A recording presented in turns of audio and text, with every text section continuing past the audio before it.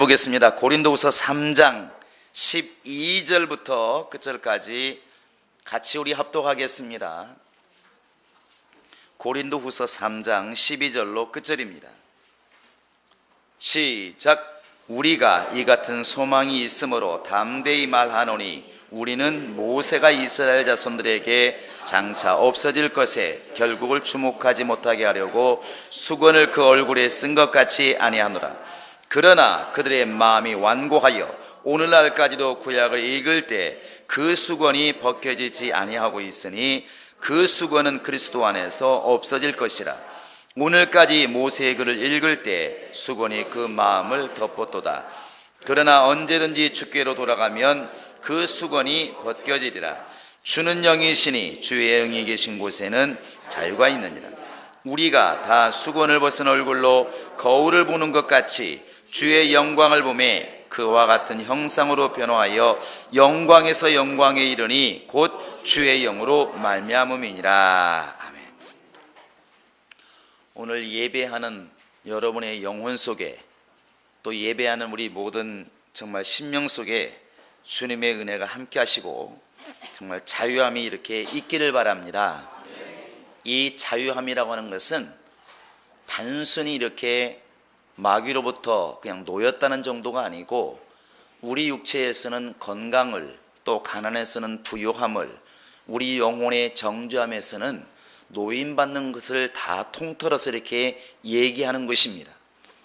적어도 우리가 이 자리에 올 때까지, 예수를 만나러 올 때까지, 하나님 만나러 올 때까지는 여러 가지 고민과 고통과 번민과 무거운 세상의 문제를 가지고 왔을지라도 나아갈 때는, 이곳에서 나갈 때는 우리가 무거운 짐을 다 털어버리고 나갈 수 있어야 그것이 예수를 제대로 만난, 달리 말하면 예배를 제대로 드린 사람이라고 볼 수가 있을 것입니다. 그래서 올 때는 정말 힘들어서 이렇게 우리가 이렇게 내천자를 그리고 왔을지라도 갈 때는 정말 이렇게 주름이 반대로 펴져서 활짝 웃고 가는 그러한 결과가 우리 안에 있으면 참 좋겠습니다. 우리가 이렇게 하나님을 얘기할 때에 하나님은 전능자이시다 이렇게 말합니다. 전능이라고 하는 것은 모든 것을 이렇게 하실 수가 있다는 것이죠. 그래, 이 말을 다른 말로 말하면 하나님은 자유자라 그런 뜻입니다. 주인이라 그런 뜻도 되고, 다른 말로 너무 쉽게 얘기하면 하나님은 마음대로 하실 수 있는 분, 이게 답입니다. 우리 인간은 그게 안 되지 않습니까? 죽음이라고 하는 것을 마음대로 할 수가 없고, 내 심장, 내 머리가 분명하지만 내 심장을 내 마음대로 할 수가 없고, 내 머릿속에 분명히 있는 건 분명하지만 내 뇌를 내가 내 마음대로 지배할 수가 없습니다. 밖의 것은 고사하고 간에 내게 있는 것조차도 내 마음대로 할 수가 없다는 것이죠. 하나님은 전능하신 분이라 보이는 것이나 보이지 않는 것이나 그분은 마음먹은 대로 다 이룰 수 있는 분이 바로 하나님이시고, 그것을 우리는 전능이란 말로 쓰고 있고, 하나님은 모든 것을 하실 수가 있다는 얘기는 모든 것에 대해서 구속받지도 않으시고 억압받지도 않으시고, 하나님을 누군가가 억압할 수 있는 힘도 없고, 그래서 우리가 하나님을 전능자라, 달리 말하면 자유자라 이렇게 말하는 것입니다. 우리 인간은 한계라는 게 있습니다. 이 목숨의 한계가 있고 활동의 한계가 있고 생각의 한계가 있습니다. 사람이 생각하는 건 마음대로 할 수 있으니까 한계가 없는 것처럼 보이지만, 인간은 지식과 배운 지식과 상식과 이런 것들을 절대로 이렇게 넘어서지를 못합니다.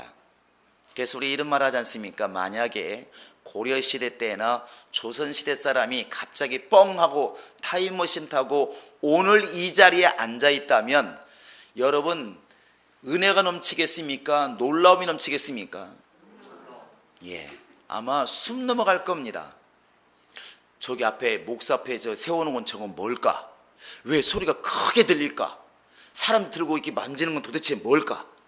얼마나 신기하겠습니까? 여기 있는 사람이 부산에 있는 사람하고 대화한다는 게 이해가 가겠습니까? 즉시로 얼굴 본다는 게 이해가 가겠습니까?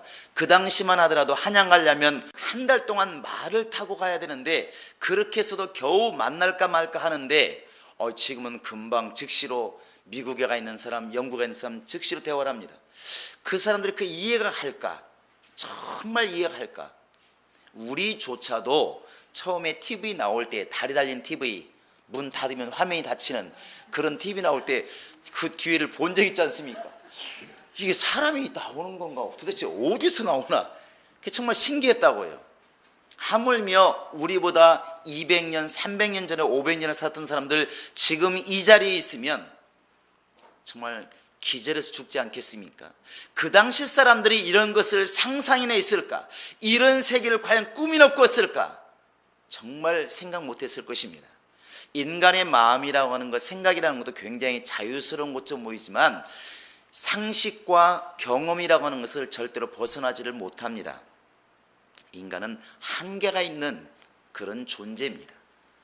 그래서 히브리서 2장 15절에도 보시면 예수가 오신 목적이 뭘까요? 여러 가지로 말하지만 거기에서는 죽기를 무서워함으로 평생 동안 종노릇하는 인간을 놓아주려 하심이라 이렇게 되어 있습니다.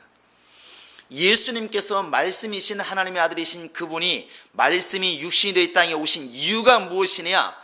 평생 동안 죽기를 무서워하는 인간을 놓아주려 하심이라. 예수를 제대로 만나면 죽기를 무서워하지 않아야 정상입니다. 왜? 죽음이라는 것을 초월할 수 있는 것이 예수의 능력이기 때문에 그렇습니다. 우리에게도 그런 능력이 있기를 바랍니다. 이 현실에서는 그렇지 않는 것 같아요. 감기만 걸리면 뭐 때문에 걱정하십니까? 죽을까 봐서. 무슨 좀 심한 병 걸리면 또 걱정합니다. 왜 그럴까요? 죽을까 봐서. 분명히 성경을 읽을 때에는 죽기를 무서워하는 그 마음과 그 영혼과 그 육체를 하나님이 해결하시려고 예수를 보내었다. 예수 믿으면 분명히 죽음의 공포에서 해방된다 가르치고 있고 알고 있고 배웠는데 실제로 몸이 조금만 아프면 죽기를 걱정합니다. 이게 우리가 얼마나 믿음만 가지고 보아도 연약한 존재라 할 수 있습니다. 근데 어찌되었든 또 들으셔야 되고 아셔야 됩니다. 예수를 이 땅에 보내신 이유, 예수가 이 땅에 오신 이유가 무엇일까요? 결국 마귀 아래 붙잡혀서 사망 가운데 있는 인간을 놓아주려 하심이고 하나님께 범죄함으로 말미암아 이제는 결국 저주 아래 들어가 있던 바로 그 인간을 다시 한번 해방시키려고 자유케 하시려고 예수가 이 땅에 오신 겁니다. 그래서 예수님이 말씀하신 것도 나는 죄인을 불러서 회개시키러 왔다. 죄 때문에 전전긍긍하고 있는, 죄 때문에 죽을 수밖에 없는 그들을 놓아주려고 이 땅에 왔다. 그래서 마태복음 11장 이제 28절 이하에도 다 내게로 와라. 수고하고 무거운 짐진 자들에게로 와라. 너희에게 죄의 짐이 있느냐? 나한테 와라. 병의 짐이 있느냐? 나한테 와라. 가난한 짐을 치고 있느냐? 나한테 와라. 그러면 너희 마음이 쉼을 얻을 것이다. 결국 예수님이 이 땅에 오신 이유도 그렇게 죄라는 것 때문에, 병이라는 것 때문에, 가난이라는 것 때문에, 징계라는 것 때문에 이 무거운 짐을 지고 있는 인간들에게 자유를 주시기 위해서 이 땅에 오셨다는 사실입니다. 그래서 요한복음 8장 36절에도 보면은 아들이 너희를 자유케 하면 너희가 참으로 자유하리라 이렇게 되어 있습니다. 하나님의 아들이신 예수가 오셔서 자유케 하면 너희가 참으로 자유하리라. 그래서 우리가 예수 안에 있으면 모든 면에서 사실은 자유해야 정상이라는 것입니다. 모든 죄로부터 자유하고 병으로부터 자유하고 모든 징계로부터 자유해져야 그게 진짜 예수를 온전히 믿는 결과라는 것입니다. 예수 믿은 결과가 무엇이냐? 그건 우리 안에 자유가 임하는 것입니다. 오늘 우리 안에 그런 자유가 있기를 바랍니다. 다른 말로 말하면 해방이겠죠. 예수님께서 여러분과 지금 나에게 자유를 명하셨다고 한다면 우리가 지금 예수를 제대로 믿으면 내 영혼이 자유해야 되지 않겠습니까? 그래서 예수 믿는 제자들이 그렇게 평안했던 것이고 그렇게 자신만만했던 것이고 담대할 수가 있었던 것입니다. 이 세상에서 예수를 제대로 믿는 사람만큼 죽음을 두려워하지 않는 사람이 어디 있습니까? 그래서 스데반도 야고보도 자기가 순교를 당하면서까지라도 슬퍼하지 않는 거 아니겠습니까? 여러분 사도행전을 잘 읽어보시면 스데반이 돌에 맞아 죽으면서 공포에 질려서 죽었더라 그렇게 나와 있지 않습니다. 오히려 마지막까지 아버지여 저들에게 저들의 죄를 돌리지 마옵소서, 자기가 지금 하는 일을 모르고 있지 않습니까? 내 영혼을 받으시옵소서. 그리고 오히려 편하게 떠나가더라는 것이죠. 왜 그랬을까?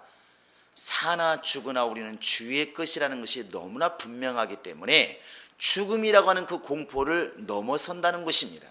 그게 바로 자유입니다. 그 자유라는 다른 말로 말하면 구속되지 않는다, 억압받지 않는다, 묶이지 않는다, 이런 게 바로 자유 아니겠습니까? 우리 안에 정말 예수를 제대로 믿는다고 한다면 참 자유가 있어야 정상이라는 것입니다. 그런데 오늘 말씀에 잘 보시면 자, 한번 17절 한번 읽어보시겠습니다. 17절입니다. 시작. 주는 영이시니 주의 영이 계신 곳에는 자유가 있느니라. 주는 영이시니 주의 영이 있는 곳에는 자유함이 있느니라. 예수님이 여러분과 지금 나에게 그런 자유를 주는 방법이 어떤 방법일까요? 그것은 성령을 주어서 성령을 통하여 이 자유를 알게 하고 이 자유를 누리게 하는 것입니다. 자유를 받는 방법이 달리 있는 것이 아니라 성령을 통하여 이것을 깨닫게 하시고 내 것으로 만들게 하시는 겁니다. 그래서 예수님께서 성령에 대해서 계속 말씀하시는 것입니다. 성령 받기 전까지는 떠나지 말아라. 몇 날이 못 되어서는 성령으로 분명히 침례를 받을 것이다. 왜 이렇게 성령을 강조하실까? 성령을 통해서만이 자유할 수 있기 때문에 그렇습니다. 예수님이 오셔서 피 흘려 죽으시고 여러분과 지금 내가 자유할 길을 열어주셨는데 결국 그것도 성령으로 말미암았다는 것이죠. 우리 한번 누가복음 한번 4장을 보시기 바랍니다. 자, 누가복음 4장입니다. 자, 우리 한번 18절부터 한번 19절까지 읽어보시겠습니다. 누가복음 4장 시작. 주의 성령이 내게 임하셨으니 이는 가난한 자에게 복음을 전하게 하시려고 내게 기름을 부으시고 나를 보내사 포로된 자에게 자유를, 눈먼 자에게 다시 보게 함을 전파하며 눌린 자를 자유롭게 하고 주의 은혜의 해를 전파하게 하려 하심이라. 예수님 말씀하시는 겁니다. 주의 성령이 내게 임하셨으니 왜 임하셨을까? 무엇 때문에 임하셨을까? 성령이 오신 이유가 무엇일까? 보면은 정말 포로된 자에게 자유를, 눈먼 자에게 다시 보게 함을, 눌린 자를 자유롭게 함을, 결국에는 은혜의 해를 전파하게 하려 하심이라 기도해 있습니다. 여기에 나와 있는 19절에 나와 있는 은혜의 해라고 하는 것은 그 해가 하늘에 떠 있는 해를 말하는 게 아니라 1년, 2년 이렇게 말하는 것처럼 한 해를 말하는 것입니다. 이것을 우리가 이해하기 위해서는 안식일을 좀 이해할 필요가 있습니다. 안식일이 뭐죠? 우리 옆 사람에게 좀 알려주시기 바랍니다. 안식일이 뭔지. 자, 시작. 누워서 텔레비 보는 날. 안식일이 뭐예요? 옆 사람에게 하기 싫으면 그냥 저한테 하시기 바랍니다. 안식일이 뭔가요? 예? 안식일이 뭐예요? 하나님께서 출애굽기 20장에 말씀하시죠. 하나님께서 분명히 이 날은 쉬셨음이니라.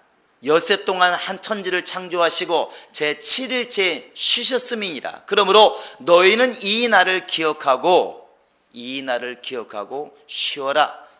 그 말만 들으면 안식이라는 무슨 날? 말 그대로 안자가 편안한 안자입니다. 이게 편안하게 쉬는 거예요. 편안하게 쉬는 날. 그런데 거기까지만 이해해버리면 영적인 사람이라 볼 수가 없겠죠.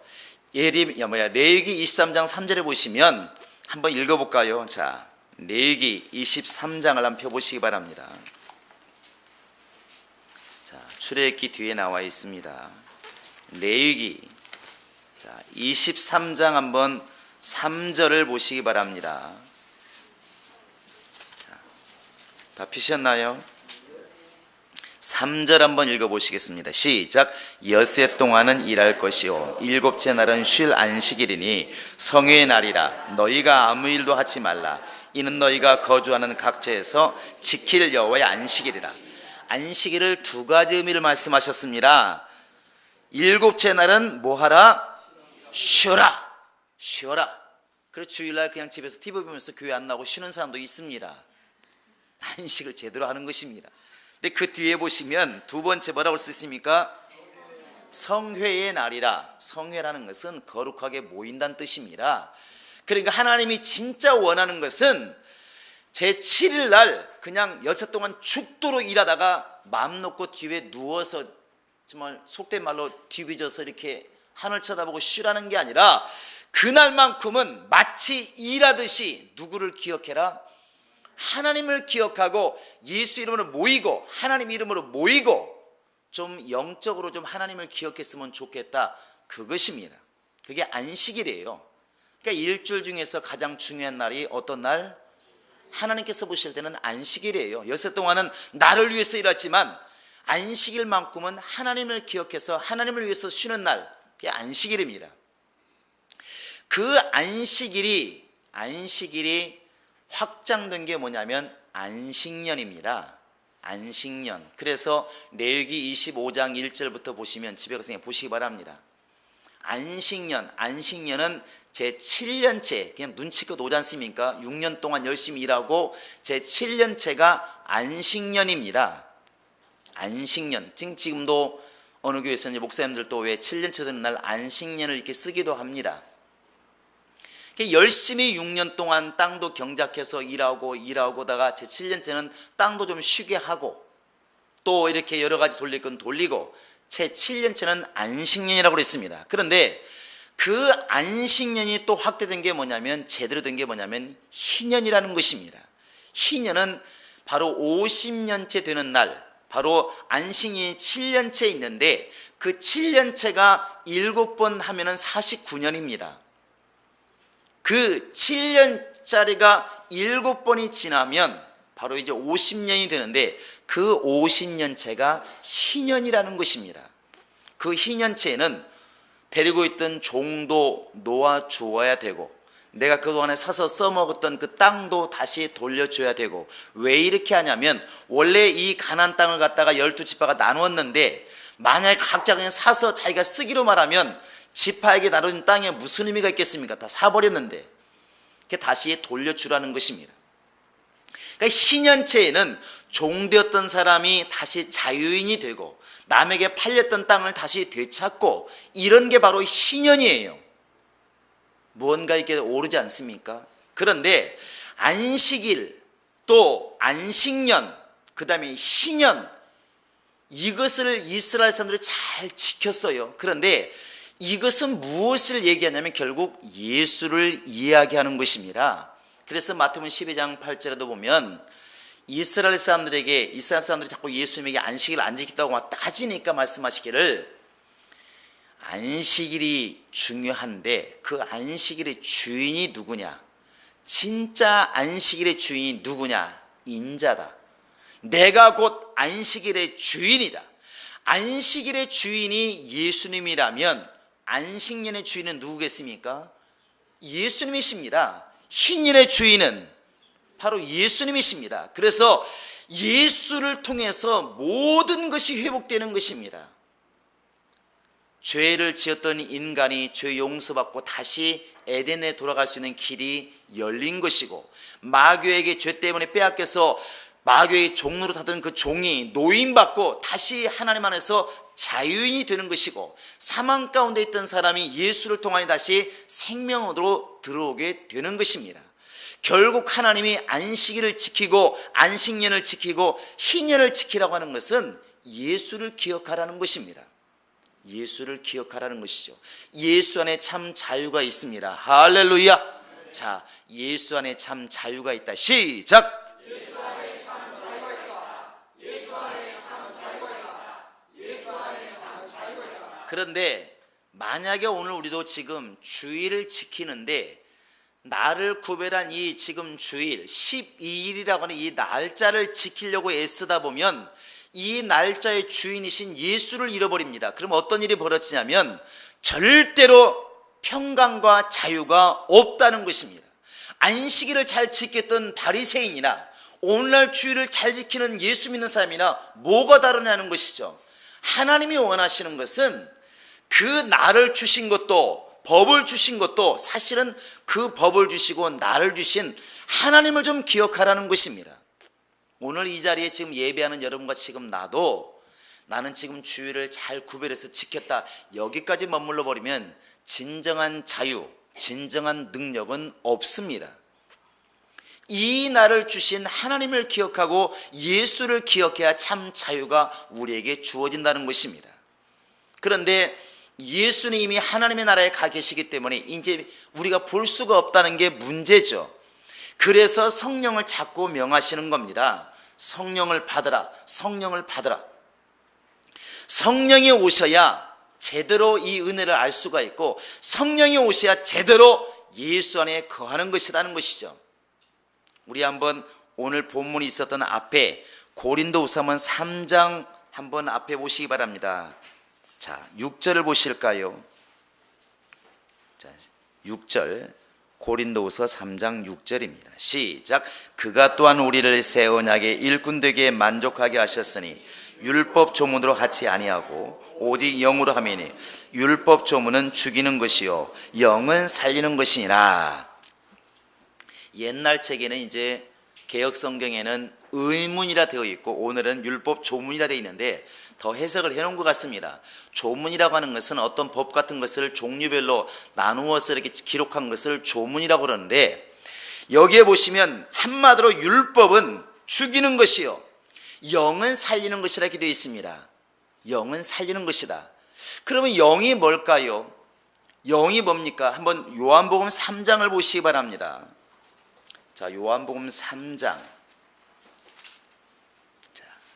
요한복음 3장 1절에서는 이제 니고데모에게 거듭나야 될 것을 말씀하시니까 니고데모가 도대체 사람이 다시 태어나는 게 뭔 말인가 이렇게 물었을 때, 자, 5절부터 한번 7절까지 보겠습니다. 시작. 예수께서 대답하시되 진실로 진실로 내게 이르노니 사람이 물과 성령으로 나지 아니하면 하나님의 나라에 들어갈 수 없느니라. 육으로 난 것은 육이요 영으로 난 것은 영이니 내가 네게 거듭나야겠다는 말을 놀랍게 여기지 말아라. 이게 무슨 말이냐면 성령으로 난 것만이 진짜 영이라는 것입니다. 결국 살리는 것은 영이다. 영이 사람을 살린다 했을 때 성령으로 난 자들만이 결국 살 수가 있다는 것입니다. 이게 우리가 흔히 얘기할 때 성령을 받으라, 성령을 받으라 이렇게 말하지만 더 정밀하게 얘기하면 성령을 모셔라 하는 말이 맞는 것 같습니다. 성령은 모시는 게 맞습니다. 왜냐하면 성령은 물건이 아니고 인격이신 하나님이시기 때문에 여러분과 지금 나처럼 희노애락을 다 느끼시는 분이시기 때문에 우리가 마치 손님을 모시듯이 사람을 영접하듯이 성령은 모신다는 말이 맞습니다. 그래서 예수님께서 성령에 대해서 계속 요한복음 14장부터 16장까지 계속 말씀하실 때에도 14장 17절에서도 저는 진리의 영이라 너희 속에 거하시겠습니다 이렇게 말하고 있는데 거하신다, 모신다, 그분이 오시면 계속 이렇게 말하는 것입니다. 왜? 성령은 어떤 물건이 아니라 바로 우리와 같이 인격을 가지신 하나님이시기 때문에 모시는 게 맞다는 것입니다.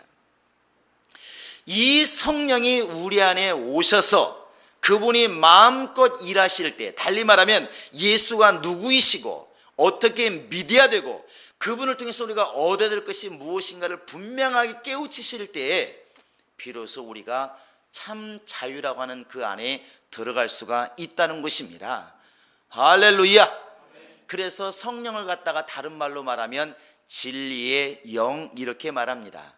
요한복음 14장 17절에서도 저는 곧 진리의 영이라 이렇게 말합니다. 곧 계속 말하는 건 진리의 영.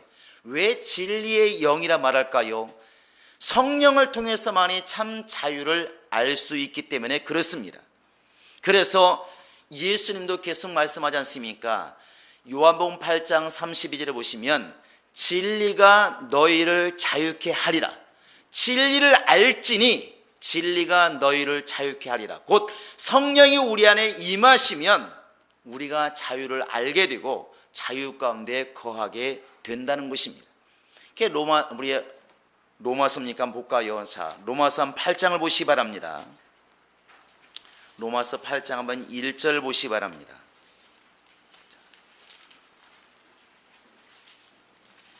로마서 8장 1절 보시면, 자, 1절 2절입니다. 시작. 그러므로 이제 그리스도 예수 안에 있는 자에게는 결코 정죄함이 없나니 이는 그리스도 예수 안에 있는 생명의 성령의 법이 죄와 사망의 법에서 너를 해방하였음이라.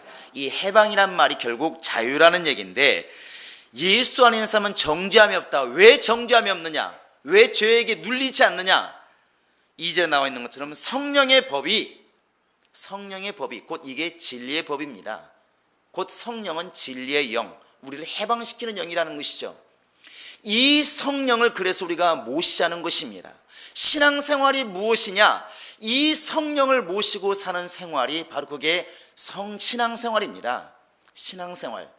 여기서 우리가 좀 이게 고민해 봐야 될 게 뭐냐면, 아까 우리가 읽은 것처럼 율법 주문은 죽이는 것이라고 그랬는데, 우리가 지금 성령을 모시는 사람일까? 성령 어떤 분이라고 아는 사람일까를 한번 고민해 볼 것 같습니다. 그 말이 그 말 같은데 좀 다릅니다. 오늘날 우리 교회가 우리 자신이 자칫 잘못하면 성령에 대해서는 공부를 열심히 하는데 결국 성령은 잘 모시지 않는, 제대로 모시지 않는 이런 빗나간 영적 생활을 할 수가 있습니다. 예를 들어서 이렇게 명심보감이라는 책이 있습니다. 그 안에 여러 가지가 인간 도래를 잘 기록한 것들이 많이 나와 있는데, 효행편이 있다고 칠 때에 그 명심보감을 읽어보면 잘 나와 있지 않습니까? 효행편을 보면은 부모에게 효도해라, 제도해라, 똑바로 해라, 자식된 노를 다 하라 써 있는데, 그걸 공부를 잘합니다. 친구끼리도 얘기하고 선생님한테 배우기도 하죠. 배웁니다. 서당 가서 부모는 하늘이다. 하늘처럼 떠받들지 않으면 망한다. 네가 아무리 성공해도, 아무리 잘 되어도, 네가 아무리 꿈을 이루어도 부모를 배역하고 부모에게 효도하지 않으면 다 빗나간 것이다. 그래서 효는 모든 것의 근본이다. 선생님도 가르칩니다. 또 친구들끼리도 말하겠죠. 야, 우리 부모에게 잘해야 된다. 부모는 하늘이래. 왜 하늘이지? 부모는 우리를 이 자리에 있게 하신 분이기 때문에 하늘과 같은 분이래. 야, 부모에는 바다처럼 넓으시래. 열심히 말을 합니다. 열심히 대화하고 그 글자를 막 해석하고 열심히 공부합니다. 그런데 그날 저녁에 집에 가서 엄마가 말합니다. 야, 좀 방 좀 치우면 안 되겠냐? 아, 엄마는 맨날 청소하라고 한다고. 그러면 그 서당에서 공부하고 배우고 친구와 글자를 해석하기 위해서 공부하고, 글자는 무슨 자냐, 효자가 어디서 유래했느냐, 언제부터 그 효자가 생겼느냐, 아무리 공부한들 무슨 소용이 있을까? 그런데 선생님이 배울 때, 친구와 효에 대해서 말할 때에는 누구보다도 공부를 많이 했기 때문에 굉장히 잘하는 것처럼 알지 않습니까? 사실 그거 가르치는 것은 집에 가서 부모에게 잘하라는 얘기인데, 그 글자를 공부하고 제대로 배우고 잘 가르친 거 가지고 자기는 효자라고 착각하고 있으면 무언가 굉장히 빗나가 있지 않겠습니까? 오늘 우리가 성령이 어떤 분인가를, 자유가 어떤 것인가를 대해서 배우는 사람인가, 아는 사람인가, 진짜로 성령을 모신 사람일까? 이것은 분명히 다릅니다.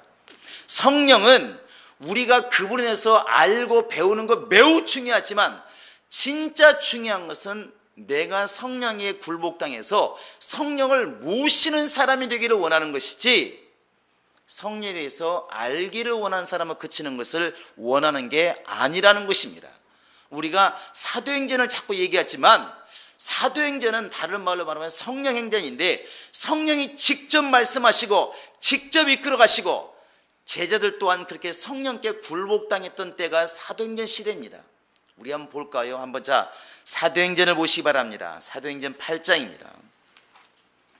자, 빌립에게 하나님께서 어떻게 말씀하시는가? 8장 한번 29절 보시기 바랍니다. 사도행전 8장 한번 29절입니다. 자, 시작. 성령이 빌립더러 이르시되 이 수레로 가까이 나아가라 하시거늘. 잘 보시면 에디오피아 사람 곧 에디오피아 왕 간닥의 모든 국권을 맡은 그 네시가 책을 읽기는 읽는데, 이사의 글을 읽는데 무슨 말인지를 모르는 지금 상황입니다. 아마 기도했겠죠. 하나님, 도대체 이 글이 무슨 뜻입니까? 답답해하고 있을 때 하나님께서 성령을 통하여 보내시는 겁니다. 성령이 빌립한테 야 빨리 수레로 나가라. 누가 말씀하시나요? 성령이 말씀하고 있습니다. 지금 빌립은 누구 말을 듣고 지금 수레에 나가고 있습니까? 성령이십니다. 그런가 하면 자, 우리 한번 10장을 펴보시기 바랍니다. 10장입니다. 10장은 이제 고넬료 가정에 대해서 쭉 말하고 있는데, 이제 환상을 보죠. 고넬료도 보고 있고 베드로도 보고 있는데, 자, 한번 19절 보시기 바랍니다. 자, 19절 20절 시작. 베드로가 그 환상에 대하여 생각할 때 성령께서 그에게 말씀하시되 두 사람이 너를 찾으니 일어나 내려가 의심하지 말고 함께 가라. 내가 그들을 보내었느니라. 자, 여기에서 두 사람이 너를 찾으니 일어나 내려가 의심하지 말고 함께 가라. 내가 그들을 보내었느니라. 이렇게 말씀하신 게 누구십니까? 성령이십니다. 베드로가 한 일은 뭐냐면 환상을 받기는 봤는데 도대체 이 환상이 뭘까? 내 귀퉁이에 내려와서 온갖 잡동사니 동물 다 있는데 잡아먹어라. 저거 먹으면 안 되는 건데 성경이 먹지 말라고 그랬는데 왜 먹으라 말씀하실까? 그게 이방인 바로 고넬을 두고 하나님께서 보여주신 환상입니다. 근데 이게 도대체 무슨 일일까 고민하고 있는데, 그 고민을 깨우쳐 준 게 누구냐면 성령이십니다. 베드로는 이 환상과 이 성령의 음성을 듣고 드디어 고넬료 집에 이제 가게 되는 것이죠. 이걸 잘 보시면 베드로가 지금 성령은 이런 분이라고 지금 배우고 그렇게만 알고 있느냐? 그건 아닌 것 같습니다. 분명히 성령을 우리가 지금 마치 스승을 모시듯이 부모님을 모시듯이 이렇게 모시고 신앙생활하는 게 분명하다는 것입니다. 분명하다는 것이죠. 주의 영이 있는 곳에는 자유함이 있다. 이 말은 주의 영이 어떤 것인가를 알면 자유하다는 말이 아닙니다. 성령을 제대로 모셔야만이 자유함이 있다는 것입니다. 성령을 제대로 모셔야만이 이런 죽음이라는 곳에서 자유하게 되고 세상의 억압으로부터 자유하게 되고 모든 원수로부터 우리가 자유할 수가 있다는 것입니다.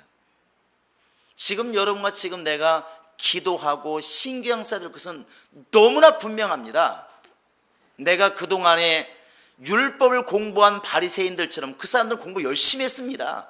얼마나 공부를 열심히 하는지 율법을 그냥 앉아서 다 외운다고 하지 않습니까? 줄줄줄 다 외웁니다. 우리말로 말하면 성경을 다 외운다는 것이죠. 그렇게 성경을 책을 가지고 공부를 많이 했어도, 그래서 의문이란 말, 율법 조문이란 말은 뭐냐면 바로 우리나라 말로 말하면 편지, 글, 그런 뜻입니다. 그렇게 하나님을 공부를 많이 했어도 정작 그 법을 주신 하나님을 눈을 들어서 보지 못한 겁니다. 그게 약점이죠. 여러분과 지금 내가 성경을 펴놓고 문자로 공부해 나가면서 아, 하나님은 이런 분이구나, 아, 성령은 이런 분이구나, 예수 안에서 자유는 이런 것이구나 하고 만약에 거기서 그쳐버리면 성령이 어떤 분인가 하고 배우고 나서 성령을 모시는 부분이 없다고 한다면 율법을 제대로 공부했던 바리새인과 서기관들과 우리가 지금 다른 게 뭐 있겠냐는 것입니다. 성경 공부가 그래서 위험한 게 바로 이런 부분입니다. 여기에서 성경 공부를 한 거 가지고 성경을 제대로 읽은 것을 가지고 하나님을 제대로 섬기는 데까지 가야, 성령을 제대로 모신 데까지 가야 진짜 우리 안에 자유함이 주어지는 것입니다. 할렐루야. 신앙생활은 단어로 본다고 한다면 하나님은 이럴 것이다가 아니라 하나님은 바로 이걸 원하신다까지 가고 순종해야 그게 제대로 된 신앙이라는 사실입니다. 그래서 우리가 성령의 인도하시는 바가 되면, 성경은 계속 그렇게 말하는 것입니다. 성령의 인도하시는 바가 되면, 성령이 인도하시는 바가 되면, 여러분 지금 이것은 우리 목사님이 성령으로 충만하시고 성령 음성을 듣는 분이시니까 여러분 이렇게 가면 망하게 되어 있습니다. 성령은 목자에게만 임하는 것이 아니라 누구에게나 원하는 사람에게, 환영하는 사람에게 임하시는 분이 바로 성령이십니다. 그래서 베드로는 베드로를 이끌어 가시고, 요한은 요한대로 이끌어 가시고, 필립은 필립대로 이끌어 가시고, 그게 바로 성령의 역사입니다. 그래서 우리 안에 진정한 자유가 주어진다는 것입니다. 우리가 지금 함께 예배하지만 이 전해지는 말씀, 선포되는 말씀도 성령께서 각각의 심령에 임하심으로 각각이 깨닫게 되는 것이고, 이렇게 빌립처럼 베드로처럼 우리가 오늘부터 나가서 세상 살이할 때 각각 닥치는 환경이 다르지 않습니까? 그 다른 환경 때마다 인도하신 분이 누구실까? 바로 성령이시라는 것이죠. 여러분과 지금 내가 기도할 것은 분명한 겁니다. 하나님, 내가 정말 성령의 음성을 듣겠사오니 내 귀를 정말 열어주어서 성령의 음성을 듣게 도와주시고, 성령을 따라 성령이 원하시는 일들을 이루어지게 하소서. 성령께서 가서 수레 가까이 나아가라 하면 가야 되는 것이고, 이방인 할자도 가서 가르쳐라 하면 가르쳐야 되는 것이고, 그게 진정한 신앙생활 아니겠습니까? 그러한 교회, 그러한 심령이 자유한 교회, 자유한 영혼 아니겠습니까? 할렐루야! 주의 영이 계신 곳에는 자유함이 있느니라. 여러분 이것을 잘 보시기 바랍니다. 왜 교회에 나오면서도 그렇게 답답하고, 왜 교회에 나오면서도 물질에 매이고, 교회에 나오면서도 죽음에 매이고, 왜 교회에 나오면서 이렇게 뭔가 답답하고 뚫리지 않을까? 내가 아직도 살아있고 성령을 모시는 삶이 제대로 이루어지지 않기 때문에 분명한 것입니다. 왜냐하면 성령은 진리의 영이라 말씀하셨고, 진리의 영을 알면, 모시면 분명히 자유한다고 말씀하셨는데, 자유가 없다고 하는 것은 진리의 영을 제대로 모시지를 못했다는 것입니다. 여러분과 지금 내가 이 시점에서 분명한 이 시간에 주님께 외치고 목이 터져라 외쳐야 될 것 다른 거 아닙니다. 하나님, 성령을 모셨다고 분명히 말도 하고 있고 알고 있고 깨우치고 있지만, 내가 얼마나 정말 성령을 모시고 살고 있는가? 현 신앙 속에서 성령은 이런 분이라고 얼마나 우리가 가르치고 많이 배웠지만, 과연 그렇게 성령을 우리가 모시고 있는가? 정말 그렇게 모시고 있는가? 내 안에 과연 성령이 오셔서 내가 성령으로 거듭난 영의 사람이 맞는가? 이것을 돌아보는 것이 회개고, 그렇게 모시는 것이 진정한 신앙생활입니다. 그런 영적 생활이 있을 때 분명히 우리 안에 오늘 주신 말씀처럼 분명히 우리 안에 자유함이 있을 것입니다. 할렐루야! 주님이 우리에게 주시고자 하는 것은 분명히 자유함입니다. 진정한 자유라는 것이죠. 하나님이 주시는 자유, 원수에게서 완전히 노임받는 자유, 사망에서 노임받는 완전한 자유, 그것을 주님께서 원하시는 것입니다. 여러분과 지금 나에게 성령을 주셨다고 하는 것, 그냥 묵혀두라는 것이 아닙니다. 가둬두라는 것이 아닙니다. 그분은 너보다 월등히 뛰어나신 전능자이시기 때문에 너는 그분에 의해서 따라가고, 그분에서 살고, 그분을 제대로 모시고 살라는 것입니다. 그래야 진정한 자유가 있다는 것이죠. 우리 한 구절만 읽고 같이 기도하겠습니다. 우리 갈라디아서 5장 한번 1절을 읽어보시겠습니다. 갈라디아서 5장 1절입니다. 시작. 그리스도께서 우리를 자유롭게 하려고 자유를 주셨으니 그러므로 굳건하게 다서서 다시는 종의 멍에를 매지 말라. 여러분 이 시간에 우리 한번 기도하겠습니다. 기도할 때 하나님, 정말 예수께서 오셔서 자유할 길을 열어 놓으셨고, 이제 성령을 통하여 이 자유한 길을 걸어가게 하셔서 사망이 아니라 생명의 길을 가게 하시고, 가난한 길이 아니라 부유한 길을 걸어가게 하시고, 정말 병든 길이 아니라 건강한 길을 걸어가게 하셨는데, 하나님, 내가 지금도 내가 꺾어지지 않고 죽어지지 않아서 내 마음대로 내 생각대로 내 경험대로 살았던 것을 회개하오니, 이제부터 성령은 이런 분이라고 아는 자가 아니라 성령을 모신 자가 되게 하소서. 성령의 음성을 듣고 성령이 원하시는 일을 감당하고 성령께서 가라면 가고 멈추라면 멈출 수 있는 성령을 모시고 자유한 자가 되게 하소서. 우리 시간 다 같이 예수님을 믿고 간절히 기도하시겠습니다. 하나님 아버지, 하나님이 우리가 자유하기를 원하시니 우리 모두가 자유하게 도와 주시옵소서. 하나님, 우리가 살기를 원하시니 살게 하여 주시옵소서. 하나님, 우리가 건강하기를 원하시니 건강하게 도와 주시옵소서. 하나님, 우리가 참 부유하기를 원하시니 예수 안에서 부유하게 도와 주시옵소서.